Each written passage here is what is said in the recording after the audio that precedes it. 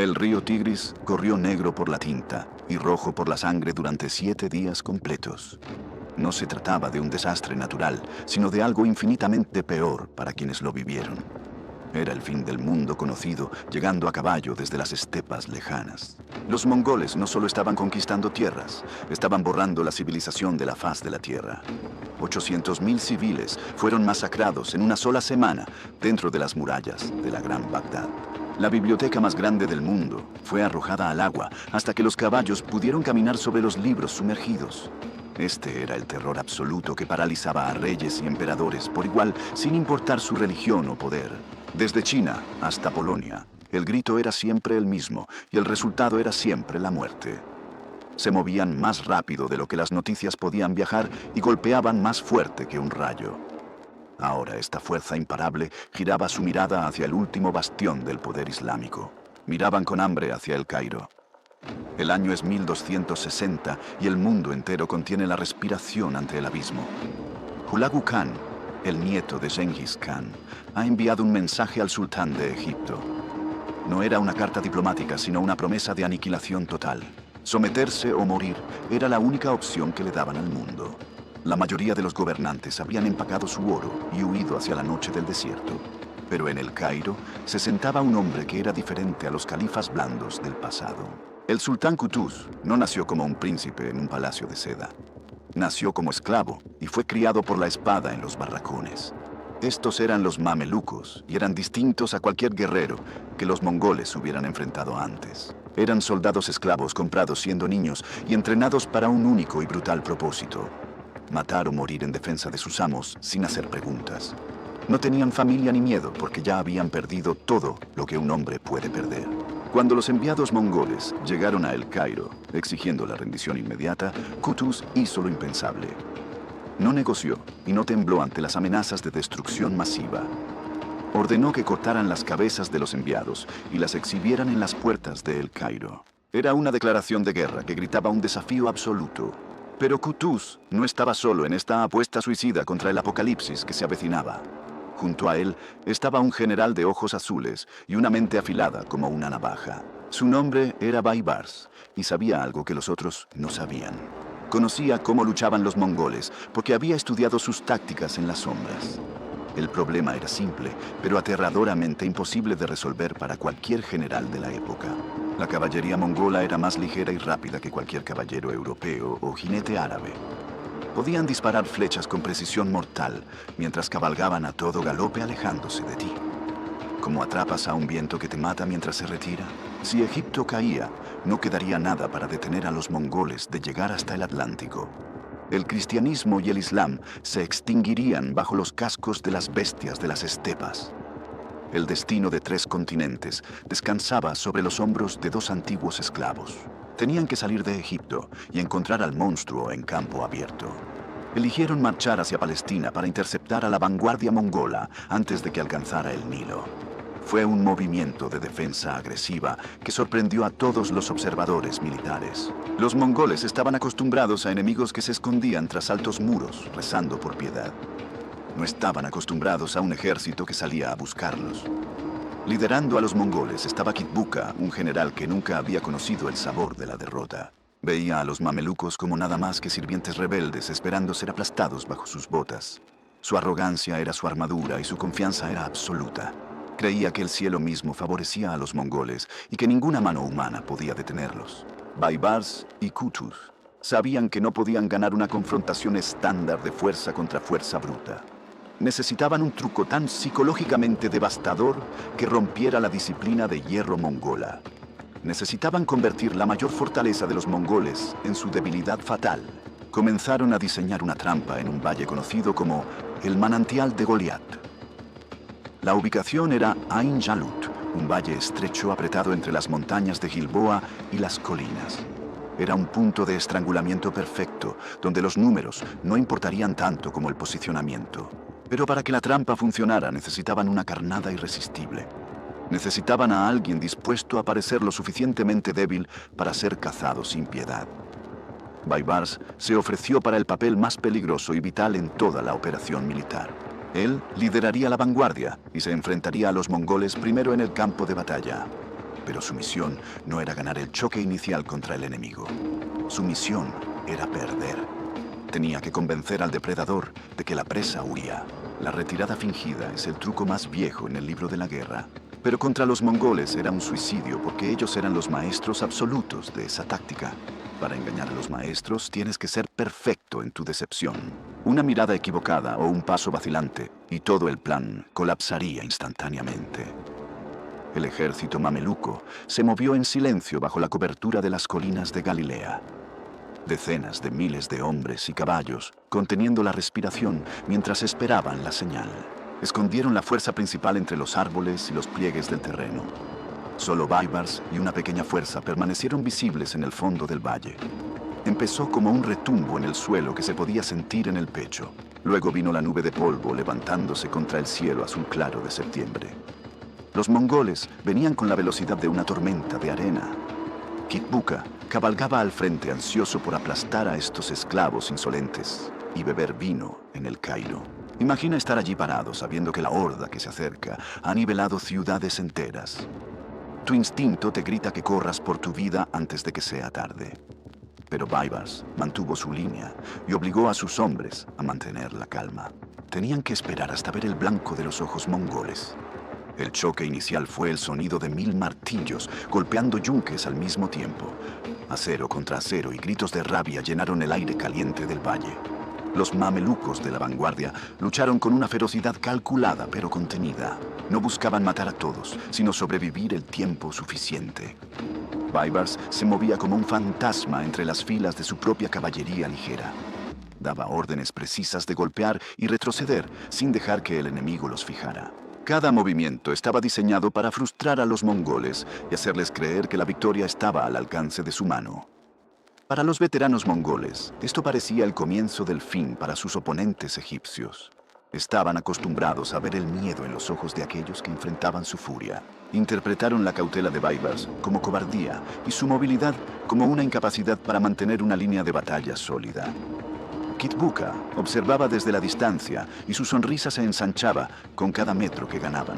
Veía a los mamelucos ceder terreno y su arrogancia les susurraba que la batalla ya estaba ganada. Ordenó a sus tropas presionar más fuerte y empujar a los defensores hacia el fondo del valle. Entonces llegó el momento crítico en el que todo el plan pendía de un hilo. Baibars dio la señal y la vanguardia mameluca rompió filas en un pánico aparente y desordenado.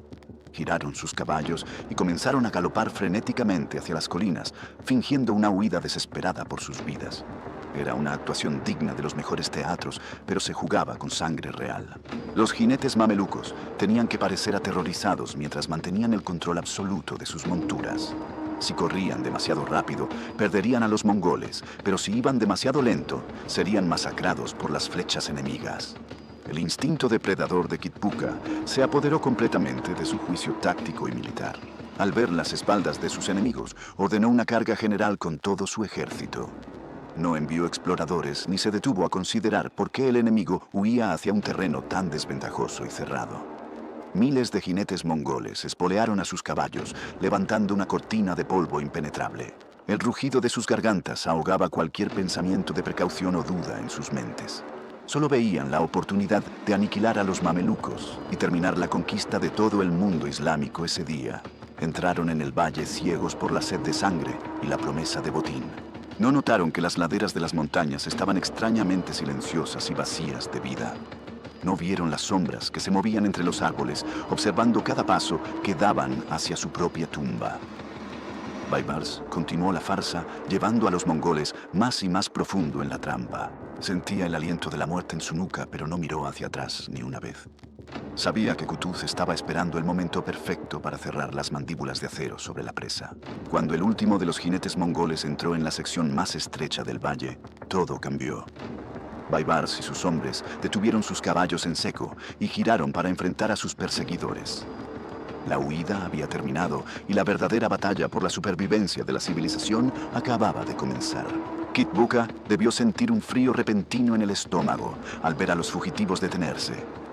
Antes de que pudiera comprender lo que estaba sucediendo, el sonido de trompetas resonó en las colinas. No era un sonido de retirada, sino una declaración de muerte que venía de todas las direcciones. Desde los bosques y las crestas de las colinas emergió el ejército principal de los mamelucos. Decenas de miles de soldados aparecieron como si hubieran brotado de la tierra misma. Los mongoles, que segundos antes eran los cazadores, se dieron cuenta con horror de que ahora eran la presa acorralada. Kutuz lanzó su trampa con una precisión devastadora, cerrando el círculo alrededor de la fuerza mongola. La caballería pesada mameluca cargó colina abajo con el impulso de una avalancha de hierro. El impacto contra los flancos expuestos de los mongoles fue tan brutal que sacudió el suelo del valle. Por primera vez en la historia, los mongoles se encontraron completamente rodeados y superados en número. La confusión reinó en sus filas mientras intentaban desesperadamente formar líneas defensivas bajo una lluvia de flechas. El pánico que habían infligido a tantas naciones ahora comenzaba a infectar sus propios corazones endurecidos. Pero los mongoles no eran guerreros comunes que se rendirían ante la primera señal de adversidad.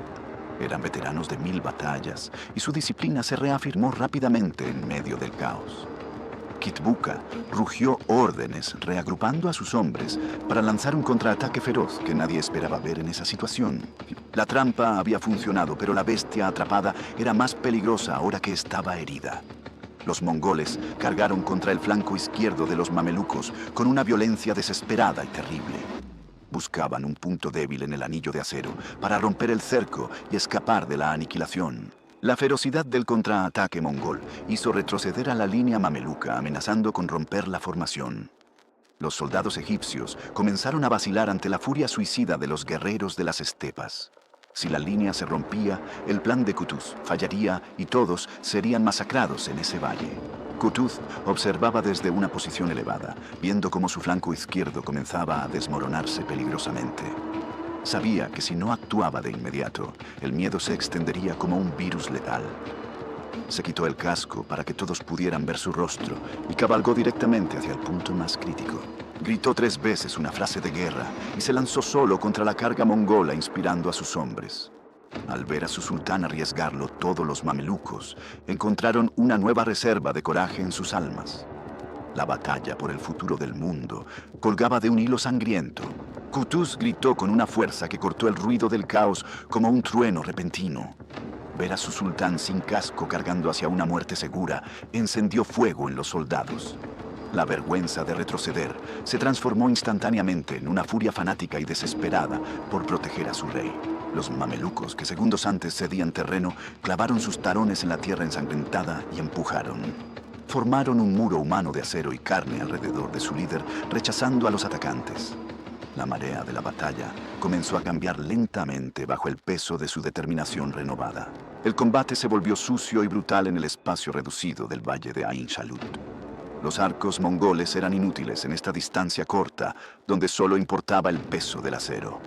Las cimitarras curvas de los mamelucos chocaban contra las armaduras de cuero endurecido de los invasores. Aquí es donde el entrenamiento infernal de los mamelucos demostró su valor supremo sobre la improvisación mongola. Cada soldado mameluco era un maestro de la esgrima capaz de luchar rodeado por múltiples enemigos.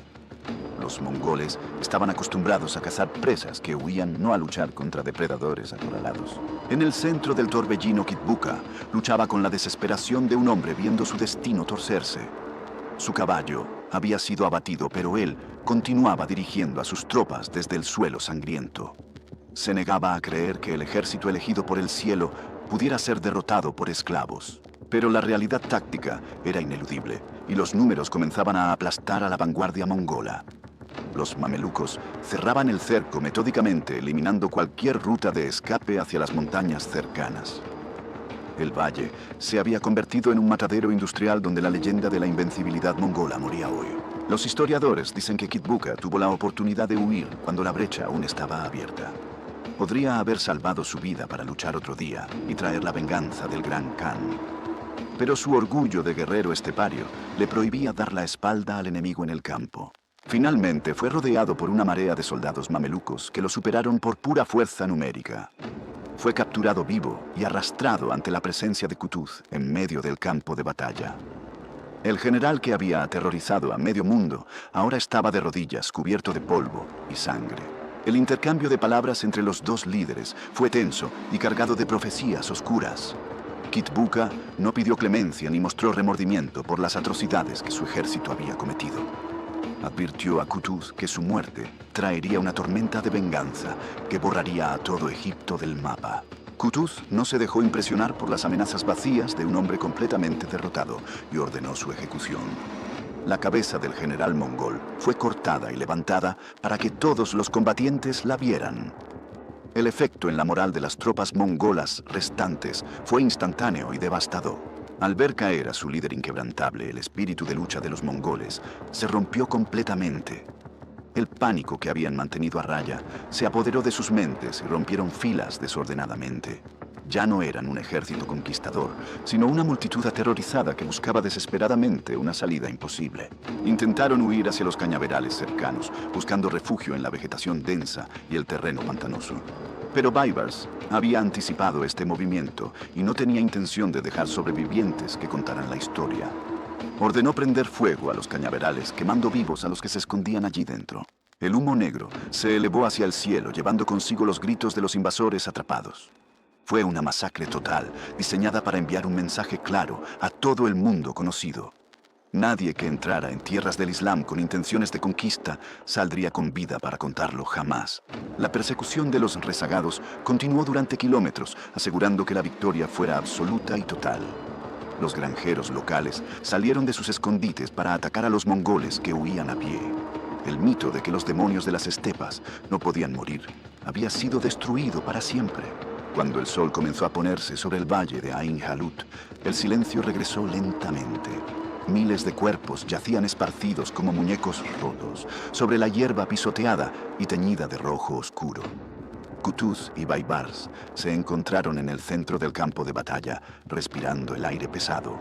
Habían logrado lo imposible deteniendo la marea que había ahogado a las civilizaciones más grandes del planeta. Pero mientras los soldados celebraban y alababan a Dios por el milagro, una sombra crecía. La rivalidad entre los dos hombres fuertes de Egipto no desaparecería con la derrota del enemigo común. Baibars miraba a Qutuz no solo como a su salvador, sino como al obstáculo para su propia ambición. Había sido él quien ideó la estrategia y quien arriesgó su vida en la vanguardia. Sentía que el crédito y la recompensa por salvar al mundo debían ser suyos por derecho.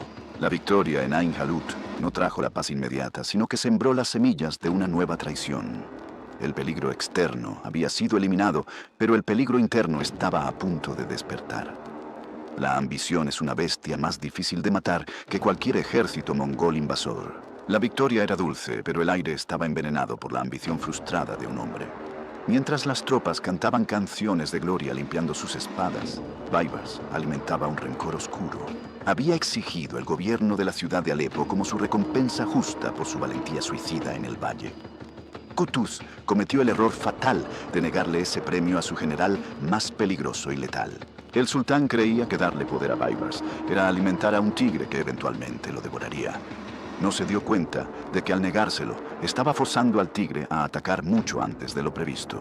El camino de regreso a El Cairo se transformó en una marcha fúnebre para la lealtad. Cada kilómetro que recorrían alejándose del campo de batalla aumentaba la distancia emocional entre los dos hombres. Baibars comenzó a susurrar veneno en los oídos de otros emires, que también se sentían despreciados por el sultán. La conspiración no se fraguó en palacios oscuros, sino bajo el sol abrasador del desierto del Sinaí. Baibars sabía que no podía esperar a llegar a la capital para hacer su movimiento mortal. En El Cairo, Qutuz estaría rodeado de su guardia personal y muros de piedra impenetrables para los asesinos. Tenía que suceder en el camino abierto, donde la jerarquía se disuelve en el caos del viaje. La oportunidad perfecta se presentó cerca de Salihiyya, cuando Qutuz decidió ir de caza imprudentemente. Se alejó del grueso del ejército con solo un pequeño grupo de oficiales, la mayoría de los cuales eran traidores. La historia cuenta que Baibars se acercó al sultán con la excusa fingida de besar su mano real. Era un gesto de sumisión suprema que bajó completamente la guardia del monarca victorioso. Mientras Qutuz extendía su brazo esperando lealtad, Baibars, o uno de sus hombres, sacó una daga escondida en sus ropas. El acero penetró el corazón del hombre que acababa de salvar al Islam de la destrucción total. Qutuz cayó de su caballo, mirando a los ojos del hombre que había sido su hermano. La sangre del Salvador de Egipto regó la arena del desierto sin ninguna ceremonia, ni honor, ni gloria. No hubo duelo entre los conspiradores ni lamentos por el rey caído en la arena caliente. La única pregunta que importaba en ese segundo preciso era quién tomaría el mando supremo ahora. Los emires rodearon el cadáver y miraron a Baibars esperando una señal sobre el futuro inmediato de todo el imperio. Baibars no titubeó ni un solo instante al reclamar el trono que acababa de dejar vacante. Se sentó en la tienda real y exigió que los emires le juraran lealtad absoluta allí mismo. Sabía que el poder no se pide ni se hereda legítimamente en el mundo mameluco. El poder se toma. La entrada triunfal en el Cairo fue una obra maestra de manipulación política y puro teatro público. Baibars entró no como el asesino de su predecesor, sino como el verdadero héroe de Ain Jalut. Ocultó la muerte de Qutuz el tiempo suficiente para asegurar el control total de la ciudadela y el tesoro. Cuando la noticia finalmente se rompió, Baibars ya tenía el control absoluto de todas las guarniciones militares. Dijo al pueblo que la muerte de Qutuz fue necesaria por razones de estado oscuras y vitales. La gente estaba tan ebria de victoria que perdonaron el regicidio a cambio de una seguridad continua. Este era el comienzo verdadero del reinado de Baibars, el arquitecto de la potencia mameluca. No era un santo ni pretendía serlo ante los ojos de sus súbditos o de sus enemigos. Era un superviviente pragmático que entendía que en este mundo cruel la bondad era una debilidad que te mataba rápido. Baibars comenzó inmediatamente a reconstruir las fortificaciones y a reorganizar el ejército bajo su mando directo y personal. Sabía que los mongoles regresarían eventualmente buscando venganza por la humillación sufrida en el valle. Hulagu Khan no dejaría que la derrota de su teniente quedara impune por mucho tiempo en los libros. Pero Baibars no solo confiaba en la fuerza bruta para mantener su nuevo reino seguro y estable. Inició un juego diplomático complejo, con los poderes circundantes para aislar a los mongoles políticamente. Envió embajadores a la Horda de Oro en el norte, parientes de Hulagu, que estaban en guerra abierta con él. Fue una jugada maestra que demostró que Baibars era tanto un estadista brillante como un general despiadado. Al aliarse con los mongoles del norte que se habían convertido al Islam, dividió al enemigo. Ahora Hulagu tendría que mirar por encima de su hombro hacia el norte en lugar de solo al sur. Dentro de Egipto, estableció un sistema de correo rápido, que era la envidia de todo el mundo. Caballos de relevo permitían que las noticias viajaran desde Damasco a El Cairo en 4 días. Baibars quería saber si un ratón se movía en sus fronteras antes de que el ratón terminara de moverse. Para cimentar su legitimidad, hizo algo que Qutuz nunca tuvo el tiempo de considerar seriamente en vida. Invitó a un miembro superviviente de la familia Abbasí a El Cairo para restablecer el califato. Era un califa títere sin poder real, pero le daba a Baibars la autoridad religiosa suprema sobre todos. Con los mongoles temporalmente contenidos, Baibars giró su mirada depredadora hacia otro enemigo antiguo y muy odiado. Los reinos cruzados en la costa del Levante todavía ocupaban tierras que él consideraba islámicas. Los caballeros europeos pensaron que los mamelucos estarían demasiado débiles tras la guerra mongola, pero estaban equivocados de forma fatal. Su primera víctima fue la ciudad portuaria de Cesarea, una fortaleza que parecía inexpugnable desde el mar. Baibars no sitió la ciudad durante meses como hacían los generales pacientes del pasado. Asaltó las murallas con una ferocidad y velocidad que dejó a los defensores cristianos paralizados de terror en sus puestos. Luego vino Arsuf, donde los caballeros hospitalarios creían estar seguros detrás de sus muros masivos de piedra. Baibars ordenó a sus ingenieros cavar túneles debajo de las fortificaciones, mientras bombardeaba la ciudad. Cuando las murallas colapsaron, la matanza que siguió fue una advertencia sangrienta para todo el cristianismo en la región. Antioquía se alzaba en el horizonte como la joya inalcanzable de todo el oriente cristiano. Sus murallas de piedra gris habían resistido terremotos y ejércitos durante casi 200 años seguidos. Pero Baibars no miraba la grandeza de la arquitectura, miraba la traición imperdonable de su príncipe reinante. El príncipe Bohemundo VI había cometido el error fatal de aliarse abiertamente con los mongoles. Había cabalgado junto a ellos mientras las ciudades musulmanas ardían y sus habitantes eran masacrados sin piedad. Baibars tenía una memoria larga y una sed de justicia que solo la sangre podía saciar. El sultán movió su inmenso ejército hacia el sur, fingiendo una amenaza directa contra Trípoli. Los espías cristianos mordieron el anzuelo y relajaron todas sus defensas en la frontera norte confiados. Fue entonces cuando el leopardo mameluco giró 180 grados y marchó a velocidad forzada hacia Antioquía. Llegaron a las puertas de la ciudad antes de que los defensores pudieran pedir ayuda. El asedio no fue una campaña larga, sino 4 días de violencia explosiva e ininterrumpida. Los mamelucos escalaron las murallas como demonios, ignorando el aceite hirviendo y las flechas que llovían sobre ellos. Cuando las grandes puertas finalmente cedieron, la ciudad se transformó en un escenario de pesadilla absoluta. 100.000 personas quedaron atrapadas dentro del anillo de acero de los soldados vengativos. Baibars ordenó cerrar todas las salidas para que nadie pudiera escapar del castigo que había preparado meticulosamente. Lo que sucedió dentro desafía cualquier descripción civilizada de la guerra conocida hasta ese momento histórico. Hombres y mujeres fueron masacrados en las calles o encadenados para los mercados de esclavos. El oro acumulado durante siglos fue saqueado y repartido entre las tropas mamelucas eufóricas por la victoria. Bohemundo no estaba en la ciudad cuando cayó su posesión más preciada y vital ante el enemigo. Baibars le escribió una carta famosa, describiendo con detalle sádico todo lo que se había perdido. Le contó cómo sus caballeros fueron pisoteados y cómo sus damas fueron vendidas por monedas. «Si hubieras visto tus palacios en llamas», escribió el sultán con una pluma cargada de veneno, «habrías deseado ser polvo antes de ver tal desolación con tus propios ojos humanos». No era solo una victoria militar, era la destrucción psicológica total de la voluntad de lucha de los cruzados. Pero todavía quedaba un hueso duro de roer que desafiaba al cielo y a los hombres. El crack de los caballeros era la fortaleza más formidable jamás construida por manos humanas en la región. Sus muros concéntricos y torres masivas se burlaban de cualquier ejército que intentara acercarse. Los caballeros hospitalarios que defendían el castillo eran guerreros de élite, sin miedo a la muerte honorable. Baibars sabía que un asalto directo costaría miles de vidas y años de tiempo precioso.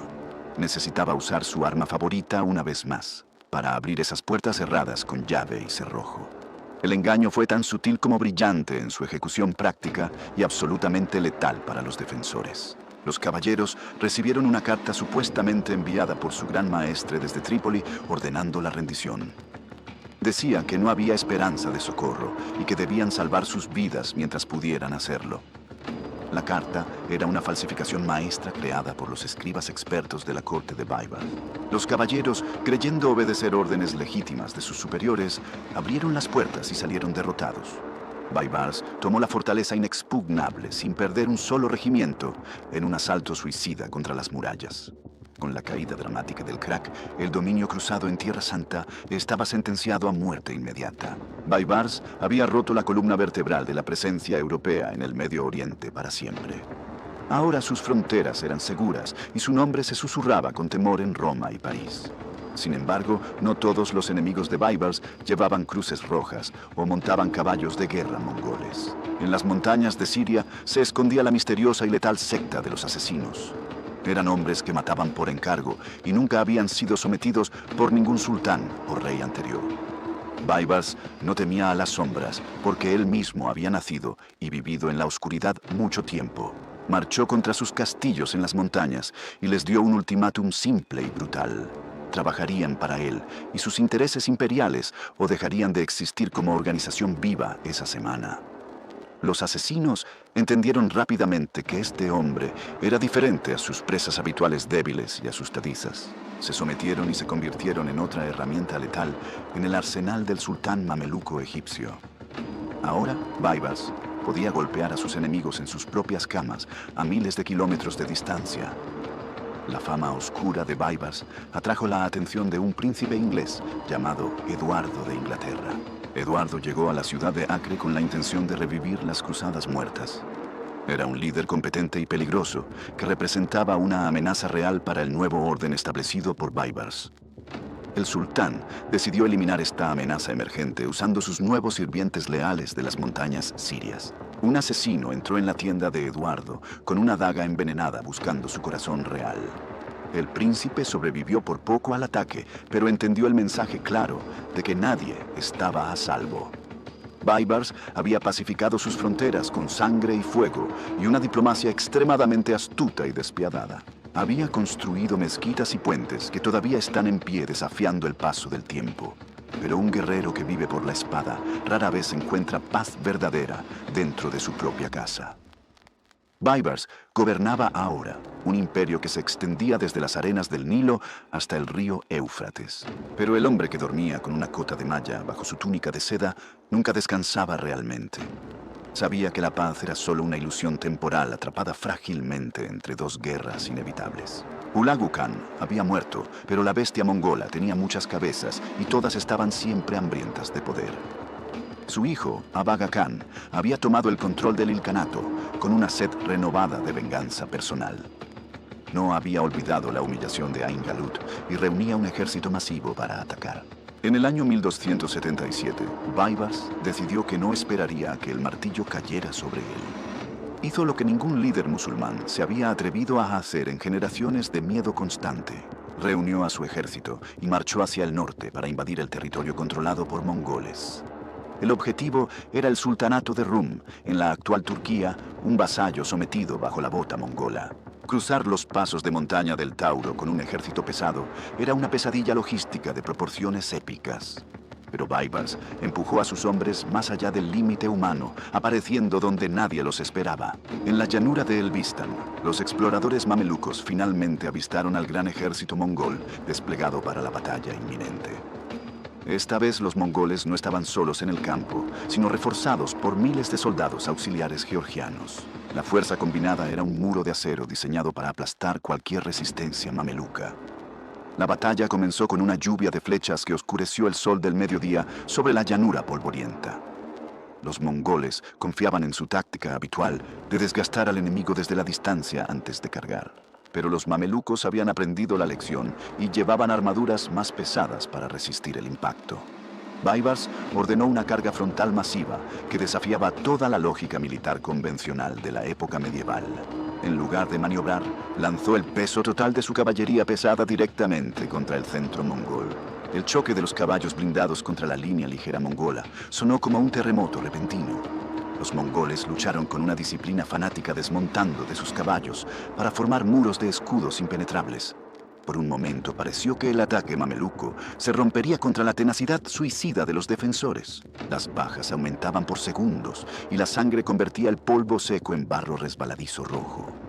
Pero Baibars estaba en todas partes a la vez cortando enemigos y reagrupando a sus escuadrones vacilantes. Su presencia en la línea del frente actuaba como un hechizo que borraba el miedo de sus soldados. Sabían que su sultán no les pediría hacer nada que él no hiciera primero.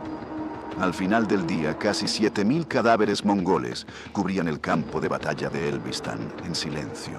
Fue una derrota tan catastrófica para los mongoles que superó incluso el desastre vivido en Ain Jalut. Baibars había demostrado al mundo que la primera victoria no fue suerte, sino superioridad militar puras. Baibars marchó triunfante hacia la ciudad de Kayseri, la capital histórica de los antiguos sultanes selyúcidas de Rum. Las puertas se abrieron sin resistencia ante el conquistador que traía la promesa de liberación del yugo mongol. La gente salió a las calles para vitorear al hombre que había matado al monstruo. Entró en el Palacio Real y se sentó en el trono de los selyúcidas cumpliendo una ambición imposible. Los emires locales se apresuraron a besar su mano y jurar lealtad al nuevo señor del horizonte. Por un breve momento, Baibars fue el dueño absoluto de todo lo que sus ojos veían. Pero la victoria tenía un sabor amargo y efímero que el sultán detectó casi de inmediato en el aire. Abaga Khan se acercaba con un nuevo ejército de rescate que empequeñecía a la fuerza de invasión. Baibars se dio cuenta de que no tenía suficientes hombres para mantener el territorio conquistado. La retirada hacia Siria fue una decisión táctica dolorosa, pero necesaria para salvar a su ejército del desastre. Tuvo que abandonar las ciudades que acababa de liberar, dejándolas a merced de la furia mongola. El peso de esa decisión curvó los hombros del sultán más que cualquier armadura de acero. El sultán regresó a Damasco enfermo y agotado por años de campañas militares continuas sin descanso alguno. Su cuerpo estaba cubierto de cicatrices viejas y nuevas que contaban la historia de su ascenso violento. Pero las heridas más profundas no estaban en su piel, sino en su mente paranoica. Su desconfianza había crecido en proporción directa a su poder absoluto sobre el imperio mameluco egipcio. Veía traidores en cada sombra y escuchaba conspiraciones en cada susurro que no podía entender claramente. El hombre que no temía a ningún ejército comenzó a temer a su propia corte real. Miraba a sus propios hijos y generales, preguntándose quién de ellos tendría el valor para clavarle una daga. Recordaba lo que él le había hecho a Qutuz en el desierto tantos años atrás. Sabía mejor que nadie que la lealtad en el mundo mameluco se compraba y se vendía. La historia cuenta que su obsesión por eliminar a un rival menor lo llevó a preparar una trampa. Mezcló un veneno potente y sin sabor en una copa de kumis, una bebida de leche fermentada. Su intención era ofrecer la bebida mortal a un príncipe ayubí que le causaba problemas políticos. El destino tiene un sentido del humor cruel y retorcido que a menudo castiga a los conspiradores. Durante un banquete tenso en el palacio de Damasco, las copas se sirvieron y la atención se desvió. En la confusión del momento o por un descuido divino, la trampa cambió de dueño. Baibars levantó la copa equivocada hacia sus labios secos, mientras miraba a los ojos de su enemigo sonriendo. Bebió profundamente el líquido frío, sin saber que estaba tragando su propia sentencia de muerte inmediata. El veneno que había diseñado para asegurar su trono sería lo que finalmente lo dejaría vacío. El veneno no actuó con la rapidez misericordiosa de una flecha o una espada en combate. Fue un fuego lento que comenzó a quemar sus entrañas mientras mantenía su sonrisa congelada. Baibars, el hombre que había sobrevivido a cargas de caballería y asedios brutales, ahora luchaba contra un enemigo invisible. La ironía de la situación era tan pesada que casi podía tocarse en la habitación silenciosa. El gran estratega que había anticipado cada movimiento de los mongoles no vio su propia mano torpe. Había pasado su vida matando para sobrevivir y ahora moría por intentar matar una vez más. Durante 13 días agonizantes, el león de Egipto rugió contra la oscuridad que se cerraba lentamente. Sus médicos corrían desesperados intentando purgar la toxina de la sangre del hombre más poderoso del mundo. Pero no había antídoto para el destino cuando éste decide que tu tiempo ha terminado finalmente.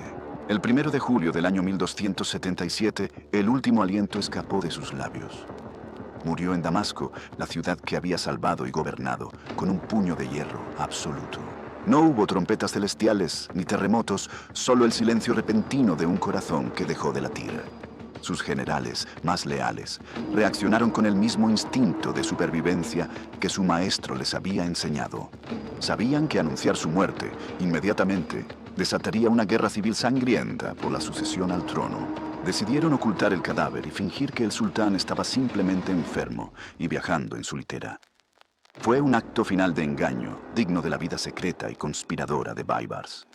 Su cuerpo fue colocado en una litera cerrada, rodeada de guardias que fingían recibir órdenes desde adentro. El ejército marchó de regreso a Egipto protegiendo a un cadáver que ya no podía dar ninguna orden.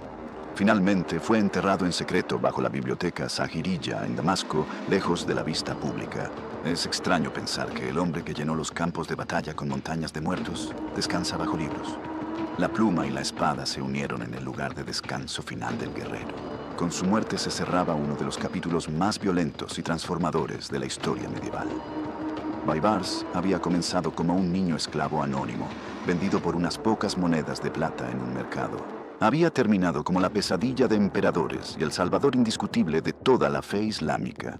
A diferencia de Saladino, quien era admirado por sus enemigos por su honor y caballerosidad caballeresca.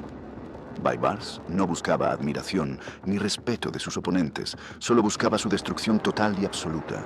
Era la respuesta brutal necesaria para una era donde la caballerosidad había muerto bajo los cascos mongoles. Dejó atrás una maquinaria militar tan perfecta que funcionaría durante siglos después de su desaparición física. El sistema mameluco que él perfeccionó convirtió a Egipto en la superpotencia dominante del Mediterráneo oriental. Los esclavos continuaron gobernando como reyes, demostrando que la sangre real no era necesaria para sostener un imperio. La amenaza mongola que había aterrorizado al mundo desde China hasta Polonia se rompió contra su escudo. Nunca más una horda de las estepas amenazaría seriamente la existencia del corazón del mundo islámico. Baibars había trazado una línea en la arena que los descendientes de Gengis Khan no pudieron cruzar. Para los cruzados, su muerte trajo un suspiro de alivio colectivo, pero era una esperanza completamente falsa. El daño estructural que Baibars había infligido a sus reinos era demasiado profundo para ser reparado jamás. Había demolido sus castillos y su moral, dejándolos listos para ser barridos por sus sucesores mamelucos. Su legado arquitectónico todavía se alza desafiante en las calles de El Cairo y Damasco hoy día. La mezquita de Baibars y sus madrasas son testimonios de piedra de su deseo de inmortalidad. Quería que el mundo recordara su nombre no solo por la sangre derramada, sino por la belleza construida. Hay una faceta extraña y suave en este hombre de violencia que a menudo se olvida. Baibars amaba a los gatos con una devoción que contrastaba con su crueldad hacia los humanos. Dejó un jardín en El Cairo, dedicado exclusivamente a alimentar y cuidar a los gatos callejeros de la ciudad. Esta dualidad es lo que hace a Baibars una figura tan fascinante y aterradora de analizar. Podía masacrar a una ciudad entera por la mañana y acariciar a un gato por la tarde. No era un villano de caricatura, era un hombre complejo, forjado por un mundo implacable y cruel. Pero la pregunta que queda flotando en el aire sobre su tumba es sobre el costo. ¿Vale la pena salvar una civilización si para hacerlo tienes que convertirte en un monstruo despiadado? Baibars nunca dudó de la respuesta, porque para él la supervivencia era el único mandamiento sagrado que existía. Su vida nos obliga a mirar la historia sin las gafas rosadas del romanticismo y la leyenda. Nos muestra que a veces los héroes no llevan capas blancas ni tienen corazones puros de oro. A veces el héroe es simplemente el hombre que está dispuesto a hacer lo necesario para ganar. Mientras el polvo se asentaba sobre su tumba, el mundo que él cambió comenzó a respirar nuevamente. Los comerciantes volvieron a viajar seguros por las carreteras que él había limpiado de bandidos y enemigos. La Pax Mameluca había comenzado y duraría más tiempo del que cualquiera se hubiera atrevido a imaginar. Sin embargo, la historia tiene una forma curiosa de juzgar a los hombres como el sultán Baibars. A pesar de sus logros monumentales, su nombre no es tan conocido en Occidente como el de Saladino, quizás porque su historia es demasiado incómoda y sangrienta para ser contada como un cuento heroico. Pero en los cafés de El Cairo, los narradores de historias mantuvieron viva su leyenda durante siglos. El Romance de Baibars se convirtió en una epopeya popular que mezclaba realidad histórica con fantasía mágica. El pueblo nunca olvidó al esclavo que se convirtió en sultán y desafió al mundo entero solo. 14 años después de que Baibars cerrara los ojos, su sueño final se cumplió. Sus sucesores, los sultanes Qalawun y Al-Ashraf, marcharon hacia la última fortaleza cruzada en Acre.